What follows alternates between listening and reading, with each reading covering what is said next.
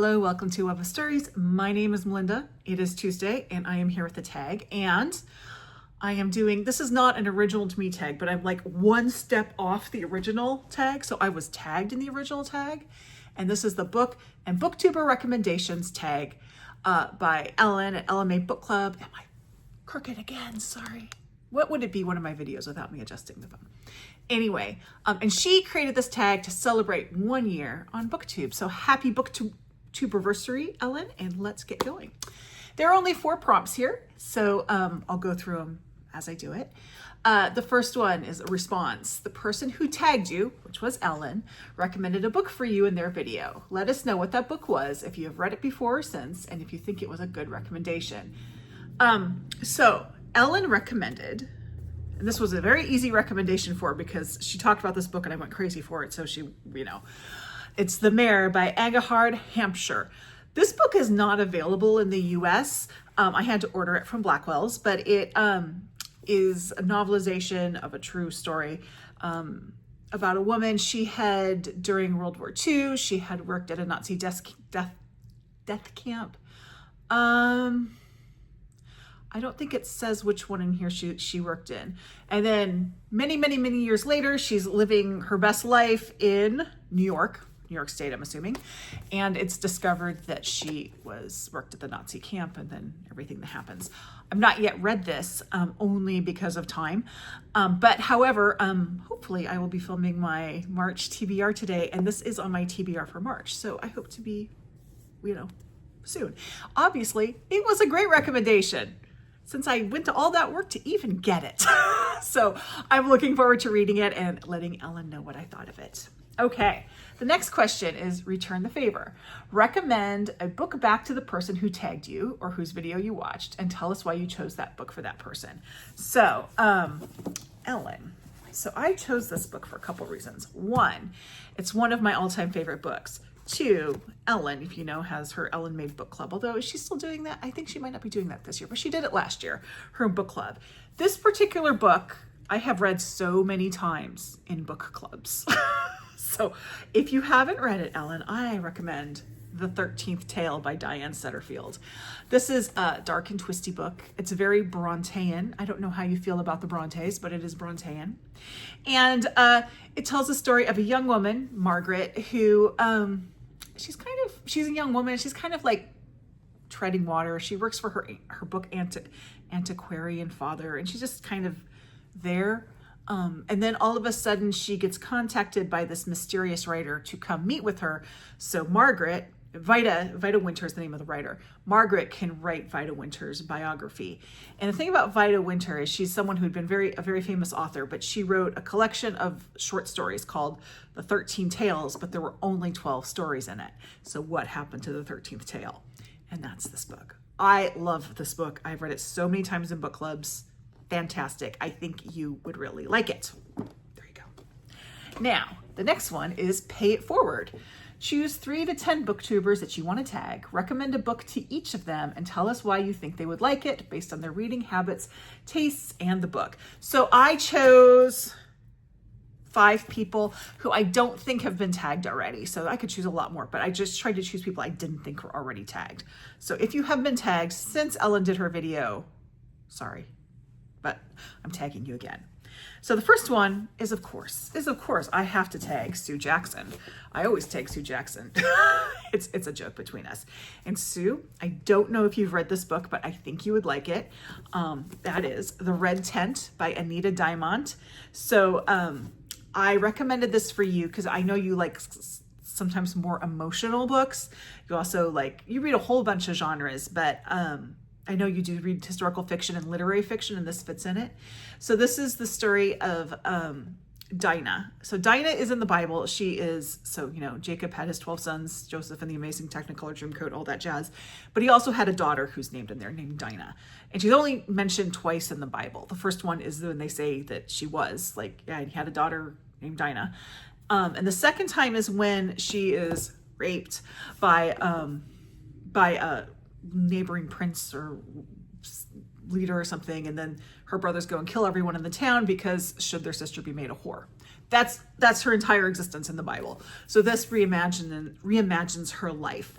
It is not, some people shy away from this book because they think it's like Christian fiction. It isn't. The author is actually not Christian. The author is Jewish. So if anything, it comes from a Jewish standpoint, but it is not at all religious. The faith that is reflected in here is much more of an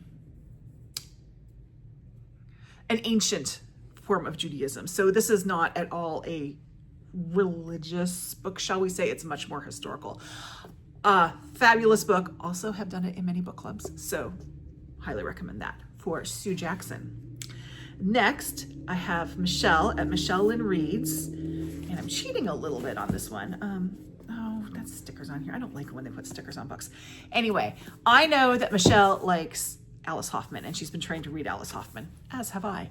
And we're actually doing a buddy read of Alice Hoffman in March. We're doing Here on Earth for March on the Moors. But I'm going to recommend an Alice Hoffman, and this is one of my favorites of hers. This is The World That We Knew. Now, I still have a lot to go in her backlist, so this is of my favorites of hers I've read. This is historical fiction. It is set during World War II.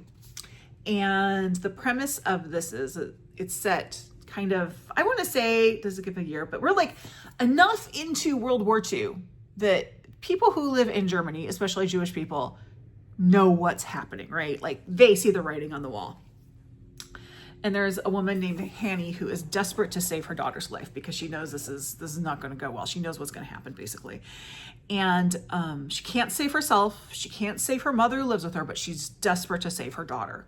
So the way she saves her daughter is she creates a golem, which in Jewish folklore is sort of a created kind of human character, but they don't have a soul.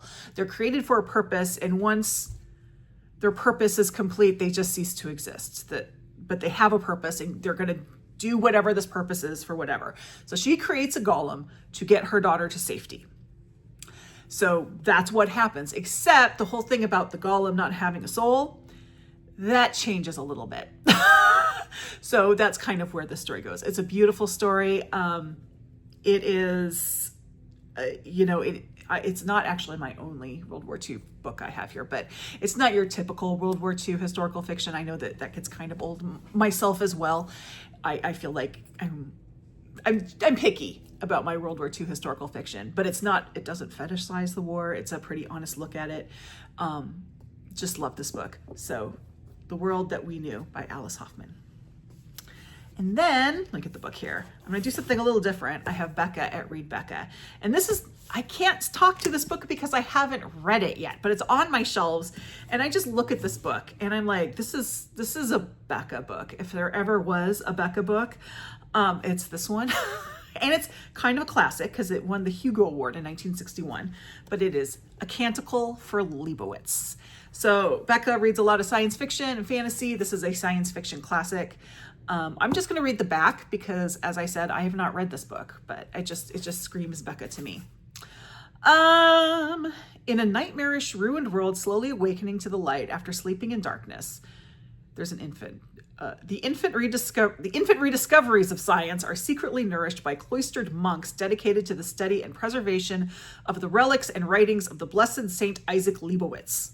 From here, the story spans centuries of ignorance, violence, barbarism, viewing through a sharp satirical eye the relentless progression of a human race damned by its inherent humanness to recelebrate its grand foibles and repeat its grievous mistakes. Seriously funny, stunning, and tragic, eternally fresh, imaginative, and altogether remarkable. So that is A Canticle for Leibowitz.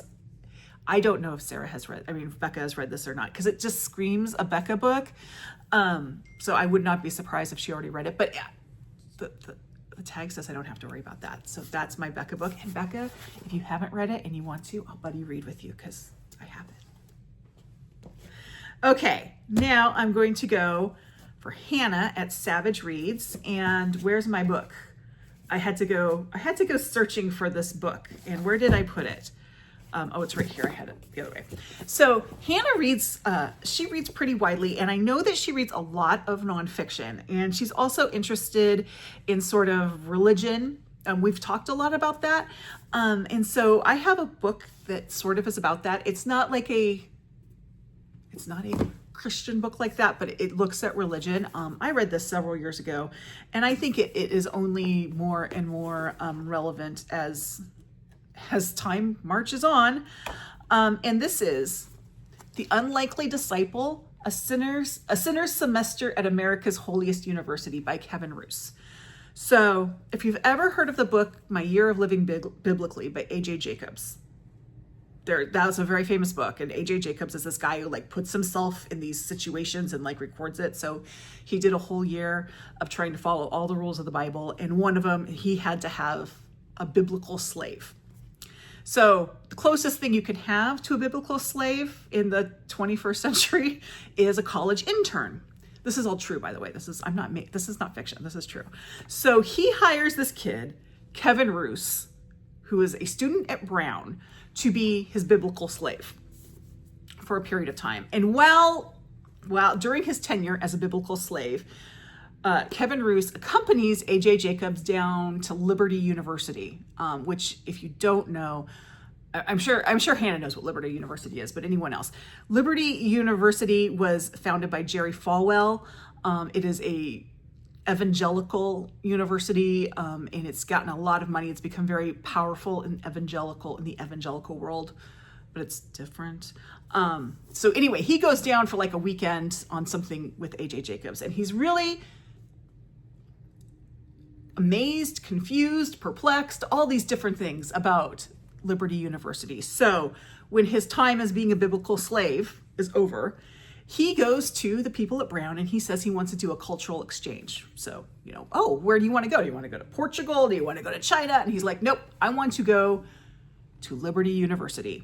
So, and if you don't know Brown University, Brown is a very liberal university in the United States. It's, I think it's technically Ivy League. I'm not sure. It's in Rhode Island. It's very liberal. He's not super religious. He's Quaker, but not super practicing.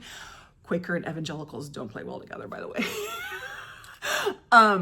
So anyway, he goes down to be a student at Liberty University, and it's all the weird rules and the culture that he is encountering there. Now, this book came out in, look it up here, 2009. So this was all very quaint when it came out. What he talks about in here becomes, if you look at it with more recent eyes, very telling. Another interesting thing about this book is he is a journalist now, but he was a journalism student. And he had the opportunity to interview Jerry Falwell, and he did that. And then Jerry Falwell died the next week. So he got Jerry Falwell's last interview. So that's very interesting. So I would recommend that to Hannah. And then Jennifer at Jennifer Loves Books. So Jennifer loves mysteries, and she's probably better read in mysteries than I am, so this was a little bit hard. I actually came across another book that it reminded me of this book that I think that she might like, and this is The God of the Woods. This came out last year. It's a pretty big deal in the United States. It is historical mystery. It is set in the Adirondacks, which are mountain. I'm on the West Coast, so let me do this properly. There are mountains in New York. We're very snooty about our mountains out here. And it's set at a summer camp. So in 1975, I have to look the dates up here, a camper named Barbara Van Laar goes missing. So the thing about Barbara Van Laar is she's the daughter of the parents of the family that owns the land where this camp is. But also, several years before, the year before she was born, she had an older brother who disappeared from the same camp. And so it's all about trying to find Barbara, but also trying to find out what happened to Barbara's brother when he disappeared. This is very atmospheric. I found it very atmospheric. I would recommend, Jennifer, I do recommend this book to you, Jennifer. I would recommend reading it in the summer because it just felt like a summer book to me. Not summer like it's late and, whatever, but it is at a summer camp, and things like the humidity you'd get there and that kind of feeling in summer is very deep there. I thought this was a really strong book. So The God of the Woods for Jennifer at Jennifer Loves Books. Okay, so for Open Invitation. Recommend a book that you think anyone would like or that you think everyone should read. This recommendation serves as an open invitation to anyone who hasn't been tagged. So I went to my shelves and I'm like, what do I really feel like everyone should read? I think it's really hard to pick a book that everyone would like. So that's why I went to the everyone should read way. And one book immediately jumped out to me. This is pretty well known, so a lot of people may have already read it, but I really can't recommend this enough. I think it's a really important book. It's an important book to read now. It is widely banned. So if you're doing your banned book, you're 25 and 25. I know that's great. Go for you, but here's an option for you. And that is Mouse by Art Spiegelman. So this is a fictionalized account of his parents' experience during the Holocaust, Art Spiegelman's parents. And it also has a little bit to do with Art trying to rectify his relationship with his father in the current day of this book, which was, when was this book written? This is the complete Mouse. There's actually 2 volumes of Mouse. So this is a bind up of both of them. Just so you know, if you pick it up, pay attention to which one you have. If you have volume 1 or volume 2, start with volume 1, obviously, or if you have the complete bind up. Okay, this was volume 1 originally came out in 1973 and volume 2 in 1986. So it's an older book. The Jewish characters are mice. The Nazis are cats. Are they cats or pigs? They're not good. Let me go over here. Pretty sure they're cats. It doesn't matter. It doesn't matter. I'm kidding. But it is just it's a tough read, but I think it's a really important book, especially with everything that's going on right now. What's really interesting is when I reread this, so I had read volume 1 several years ago, and I had read volume 2 several years after, but also several years ago. And then a couple years ago, I got the complete Mouse when there was a big ban on it.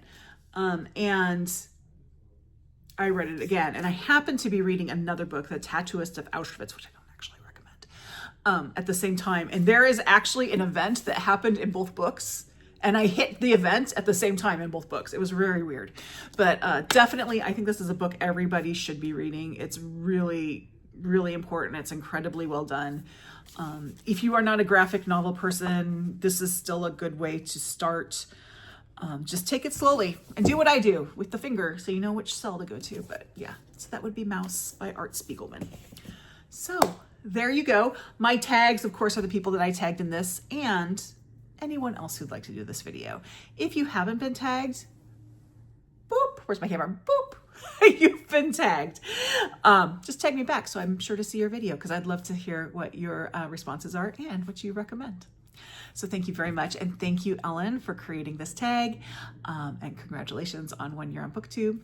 Like, subscribe, join my Discord, and I'll see you in the next video. Bye-bye.